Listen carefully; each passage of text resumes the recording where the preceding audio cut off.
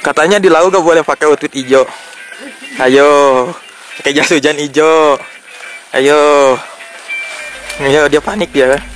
Panik mas. Ya Allah saya. Anjir.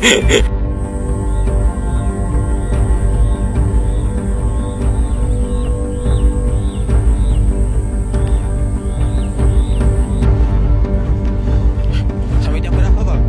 Oke cuy, kopi sudah habis dan hujan sudah mereda. Kami pun kembali lagi bergerak untuk memulai lagi pendakian menuju pos 5 dan Gupakan Benjangan. Rencananya kami akan camp di salah satu tempat itu. Tapi gimana sekuatnya aja ya. Nah, menuju pos 5, trek masih saja menanjak seperti menuju pos 4 tadi. Tapi yang membedakan tidak ada tangga-tangganya cuy. Jalannya pure tanah dan bahkan terbilang ada beberapa bonus atau trek yang landai. Sekarang cuaca benar-benar udah cerah. Gua dan beberapa teman yang lain pun udah percaya diri banget untuk membuka jas hujan kami. Soalnya gerah cuy pakai jas hujan terus menerus. Gak lama tidak disangka-sangka hujan turun lagi cuy. Jadi terpaksa kami pakai jas hujan lagi. Tahu gitu sih mending gak usah dilepas ya. Aduh. Nah cuy, untungnya sekarang trek tidak begitu menanjak lagi. Malahan banyak landainya. Jadi gak terlalu menguras tenaga banget lah.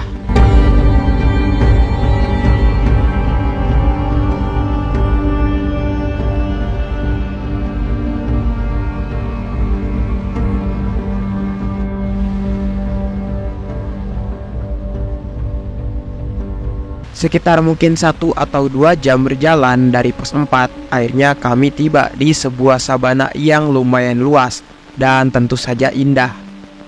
Cuma sayangnya hujan masih tak kunjung berhenti.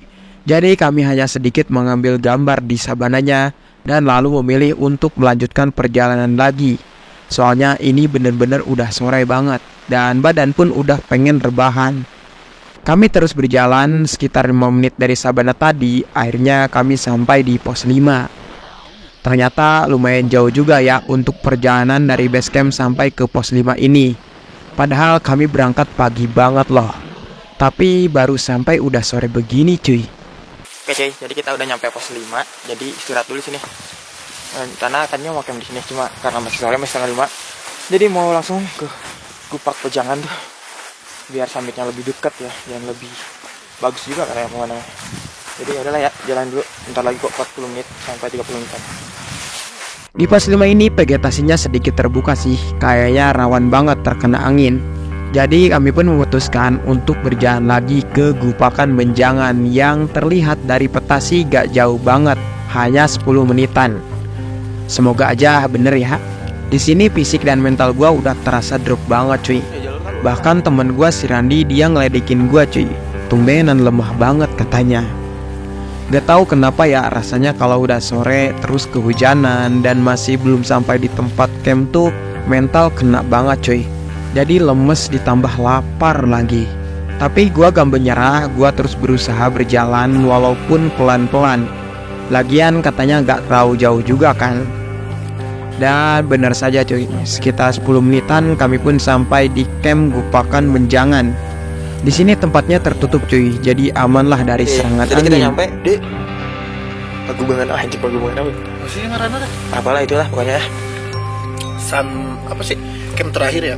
Camp terakhir kayak. Iya, Setelah pos 5 lah, terus tuh ada ini. gila sih sabananya. Capek ya, capeknya hujan tadi ya sebenarnya. Hujan doang itu yang buat hambatan sih. Bener. Di sini kita mau masak ya malam nih. Kita udah bikin tenda semua tuh, 3 tenda. Langsung ini mungkin masak, makan, tidur lah. Ngopi, ini ngopi lagi sih. Mantap gak bang? Mantap lah. Kami langsung masak nasi dan lauknya kami masak mie karena pengen yang simpel aja sih, soalnya badan udah capek banget nih. Gua juga bete banget karena jaket gua basah karena salah ditaruh di atas carrier dan tidak dibungkus dengan plastik. Jadi ya auto rembes. Aduh, ada-ada aja cuy. Oke deh, jadi kali ini gue mau tidur karena di luar di sini jangan cuma udah capek banget di badan. Jadi udah tidur ya. Oke.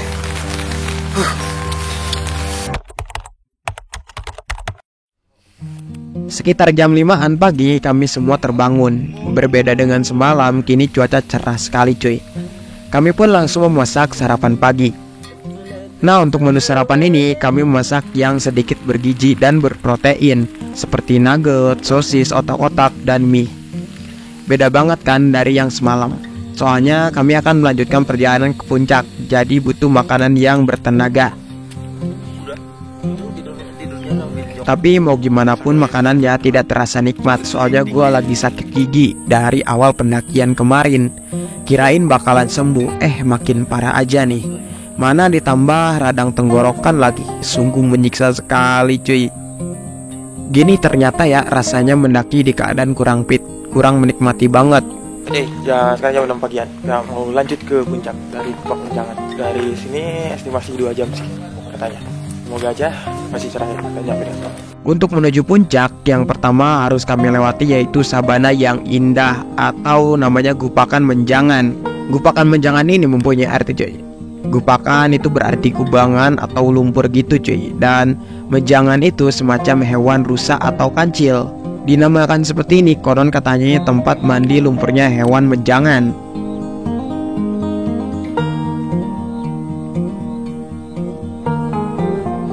Sabananya begitu luas cuy, tentunya indah sekali, apalagi ditambah suasana pagi seperti ini.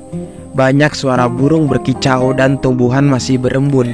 Suasana seperti inilah yang menyejukkan hati.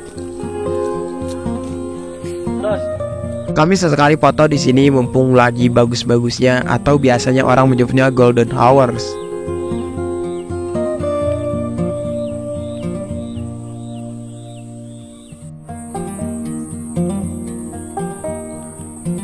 Selama di sabana, trek mulai menanjak tipis-tipis. Ya meskipun nggak terlalu berat tanjakannya tapi bikin engap. Maklum lah ya baru bangun tidur dan sarapan. Ibaratnya mesin, kaki juga belum panas dan butuh penyesuaian dulu.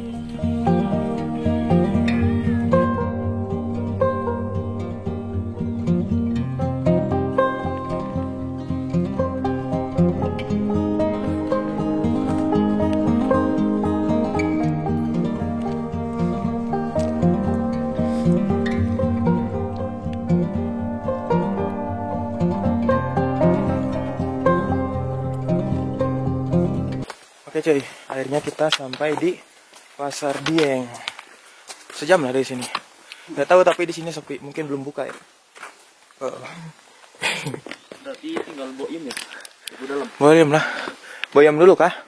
Nah akhirnya kami sampai juga di Pasar Dieng yang konon katanya ini pasar setannya di Gunung Lawu. Banyak banget pendaki yang bercerita mendapat hal janggal di sini. Suasananya sih memang agak serem ya, apalagi dengan ditambah cuaca kabut seperti ini. Tapi ya sudahlah ya, jauhkan pikiran tentang permistisan. Pada dasarnya semua tempat bahkan gunung ada jinnya kok. Dan semua tergantung dari pikiran kita sendiri. Karena pikiran akan mempengaruhi apa yang terjadi. Jadi mendaki gunung itu pikiran harus benar-benar positif ya cuy.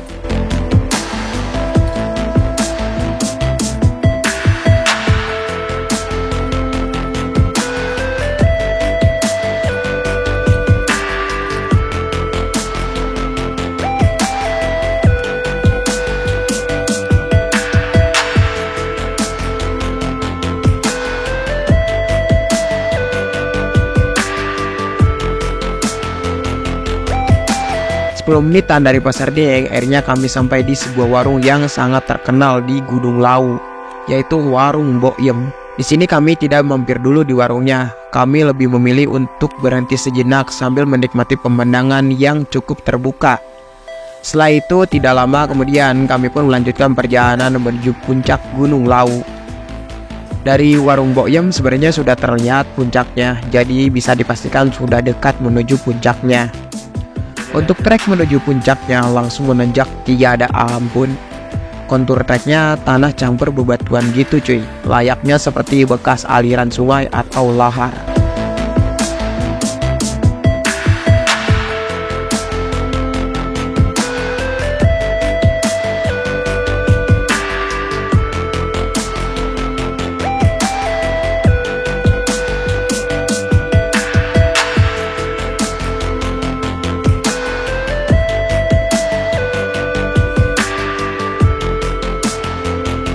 Nah benar saja cuy, tidak perlu lama akhirnya kami sampai di puncak Gunung Lawu. Akhirnya sampai juga ya. Dengan total perjalanan kurang dari 2 jam dari tempat kami camp. Itu pun kami nyantai kok. Dan menurut gua gak terlalu berat juga kok trek summitnya. Yes, nyampe kita mas. Wih mantap, gimana mantap? Mantap ya? Perjuangan yang memesan. Summitnya emang gak terlalu capek ya. Cuma itunya aja. Dari 3 ke 4 kemarin. Di puncaknya ini pemandangan lumayan bagus ya. Terbuka gitu walaupun ya sedikit-dikit ada kabutnya. Jadi keindahannya kurang perfect lah. Dan tak disangka ternyata di puncaknya ini ramai banget orang. Padahal ini hari weekday loh. Yang awalnya gua kira ini bakalan sepi. Ya mungkin karena masih masuk libur sekolah ya, jadi ramai. Saking ramainya nih ya, bahkan foto di plang atau tugunya pun sampai bergantian gitu cuy, antri. Memang sih kata orang plang di gunung layaknya artis yang selalu dikerumuni orang-orang untuk berfoto. Oke, kita jadi udah nyampe di puncak Gunung Lawu di Argo apa sih? Argo Dalam. Dumilah apa dalam? Argo Dumilah ya. Nah di situ rame tadi. Dan dari summit tadi sejam lebih lah kayaknya. Jadi kita mau ke puncak satu lagi, kita tahu namanya ini bagus. No, orangnya no, satu tersangka no. Wow. Bang. Woi bang. Yes, mantap gak? Ya aja. Rame ya. Rame malah. Bang, jangan usap rokok bang. Yuk. Mantap gak? Enggak, rame. Gua pun akhirnya menemukan spot foto yang keren dan sepi. Ini yang di belakangnya sangat terlihat sabananya. Ternyata sabana di Gunung Lawu ini bukan hanya gupakan menjangan saja cuy. Di puncak Lawu ini bahkan terlihat sabana lain yang kurang tahu gua lewat jalur mana itu, tapi indah banget sih cuy. Nah menurut gua pemandangan di puncaknya indah banget sih, cuma ini cuacanya kurang mendukung saja.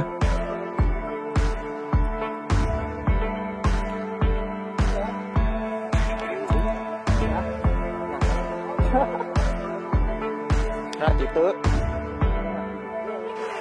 Saat ke apa iku mas? Hanu. Masa saat kau? Itu kisik kamu. Hari Gunung Sedunia pertama kali. Cara kita kena kiki berarti oh Hano kage guri Hanok ini kan paten kage rumah. Setelah menikmati dan foto bersama di tugu puncaknya, kami pun turun kembali ke warung Mbok Yem. Rencananya mau mencicipi nasi pecelnya Mbok Yem yang sangat terkenal itu.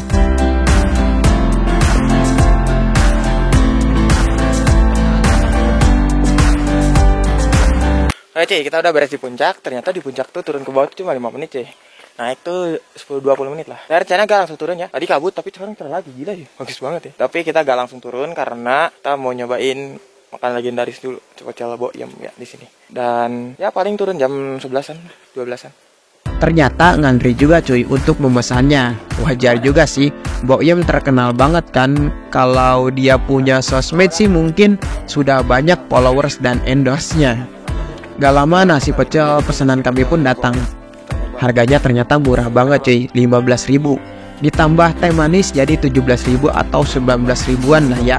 Lupa, pokoknya kurang dari 20-an deh. Ini terbilang sangat murah banget ya cuy untuk di keadaan gunung seperti ini. Biasanya mahal, apalagi di gunung Jawa Barat. Bisa nyampe 50 ribuan. Rasa pecelnya lumayan enak juga, cuma sayangnya karena gua masih sakit gigi, jadi gak bisa menikmati dengan enak. Setelah makan, kami pun turun. Lupa sih gak sempet eksplor ke dalam warung Mbok Yemnya.